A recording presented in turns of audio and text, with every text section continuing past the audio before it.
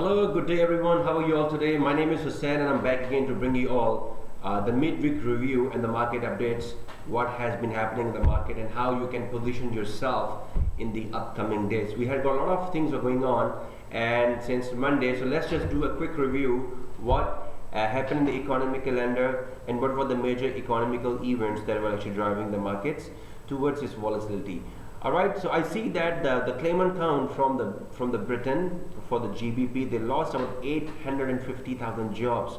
But even though at the back of this negative news, unemployment rate rise to about 3.9%, and also average hourly earnings was in the positive zone. All right, so you see. Technically, we saw that there was a bit of recovery in the pound dollar, but all in all, I see that technically it will still be going down. But we will do a review in a short while. Also, we saw economic sentiment from the eurozone. From the zoo, it was also turned to be positive as according to the forecast that was given. And also in Germany economical survey, they had a bit of confidence in the investors that gave a bit of room for euro to rise. As you see that technically euro actually spiked up since Monday. So all in all, that was from the eurozone. Then we had Fed Chair Powell testimony. He highlighted on the unemployment rate that have actually and also a lot of people losing their jobs and also having unemployment rate reaching to the peak level. That has something that they have never seen before, and it will take probably a little bit of while for the economy to recover. So they're looking for an economy to be anything from now onwards to the third quarter to get better from there. And we see that, you see also in the prices of the stocks, and also if you see a lot of countries, let's say, because a lot of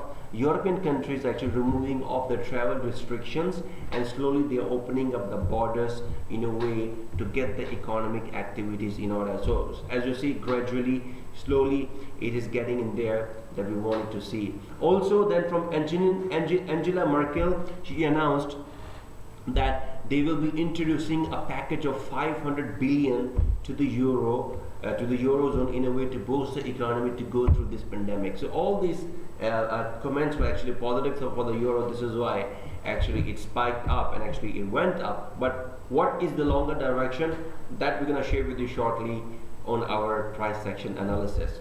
Then we had more data coming out, which is going to be today from GBP, Great Britain pound, from England.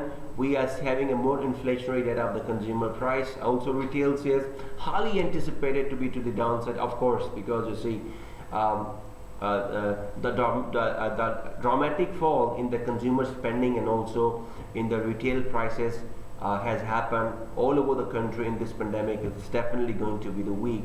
So we expect this is all going to be in the red zone. So we will see how it's going to actually be implemented or blended together with the price section analysis. Then from the US, we also had housing market data, and also we had building permits, which actually fell to about 20% from the total value, and also the housing starts fell about 30%. That means investor confidence has been shaken up, which will take a bit of while, maybe towards the end of the quarter, the second quarter, or towards the start of the third quarter, we will see things start to move gradually and starts to get better. All right, now we will move on to now looking at our price section analysis. Let's just say, because we have got today the most important data coming out is from England, and that will be having an impact on the pound dollar. So let's just say, what is pound dollar doing? Let's just pound dollar doing.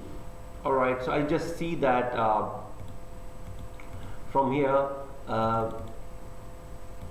we need to see a corrective structure for this pair to actually fall, right? But we see that as for now it has actually reached to this previous resistance also. I see that anytime soon this could be a corrective structure coming to bring this pair to the downside. So what we're going to do is that we can actually check with our supply and demand, and I will see that. All right, so here's a resistance here. I see that this pair can actually pull up a little bit more until it finds its way back to the downside. But however, are you going to take position on it? For now, I think you need to come and see us on our daily forecast, and we will be giving you the direction on what you could be doing in terms of your stop loss and take profit level. Euro USD, where is it right now? Euro USD, let me just find, give me a moment. This is where the Euro USD had a spike, all right, that they are going to, like I mentioned earlier, from Angela Merkel. She announced that, you see, that they will be giving the stimulus of funding plan of 500 billion euro. This is why the euro spiked. All right, I see that this is a temporary sentiment, because looking at the structure overall, even euro spike a little bit up, I see that this is still going to come down, because overall we are in a downtrend. All right, so if you are in a buy position, I recommend you to take your profits and move out of the trade, because I see that this pair will be rebounding anytime soon. Here's a resistance. If it's going to break this resistance, it will push up to the next resistance and find its way back down. Alright, so that's to do with Euro USD. USD Canadian dollar, it had a nice fall. Now it is still playing around with this. I see that it has been closed at this resistance, and we have closed a previous day with a pin bar, a hammer. So there could be an expected pullback up to the upside for this. Alright, so I see that we need to wait and see for a potential opportunity for it.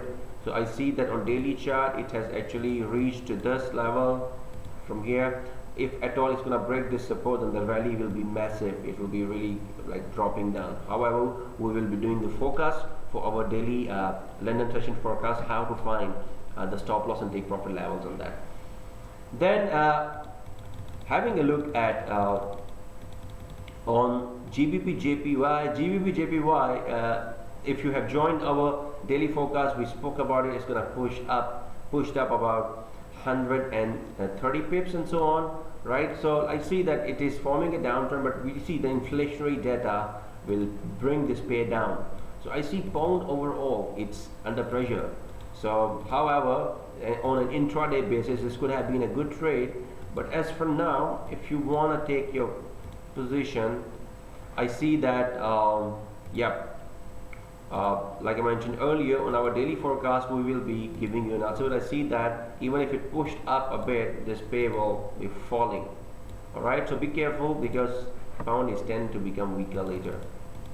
For USD CHF, Swiss franc ranging right now, and as I say, we need to wait and see a break below this right now, because the current pattern structure has changed to descending triangle in this head and shoulder pattern. I see that, so we need to see a break below here in order for it to find the room to the downside. Okay, so that's the structure for the USD CHF. Euro JPY has trend up, like you see, but overall it is also in a downtrend, right guys? So even though temporary sentiment might be supporting the sentiment in the Eurozone, but you see, price action tells you the overall actual story, what the market wants to do. But I see that a matter of time, this pair will be rebounding as well to find its actual direction, which is to the downside. All right, so there you go. Moving on to the stocks. All right, as you see that, let's just have a quick review on Dow Jones Industrial Average. We had an update about this medication, the vaccine named Moderna, that was showing a positive hopes on clinical trials and also in the recovery of coronavirus. But you see, last night the sentiment was different. They did say that according to the clinical trials, according to the expectations, it still need to provide the clue that they're looking forward to have. That means in a way to market give the confidence that this is the vaccine that will be helping, because previously was Gilead Sciences and now it's Moderna. Actually, there's a lot of medication, a lot of companies are actually testing out their vaccinations for clinical trials, so that as soon as this vaccine is going to be ready, market will be, you see, getting back the confidence, and also investors will be getting back the confidence. Well, according to some research, research, right, that we have came across, and also to some of the scientists, they say that according to this coronavirus, you say some of the human bodies are automatically getting immune with it. Basically, all you need to do is take good health care of yourself, and automatically your body will become used to this, and then you will be able to develop a better immunity to fight with the COVID-19, right? So there are a lot of vaccination on the trials going on. There's a lot of productivity that is coming. We believe that, you see, there will be a good news coming soon on the formation of a proper vaccine that will be giving the better confidence to the market.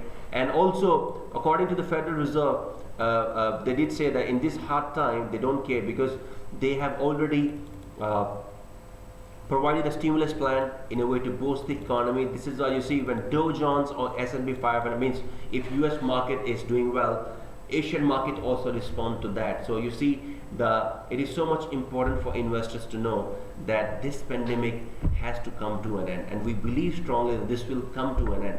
And all in all,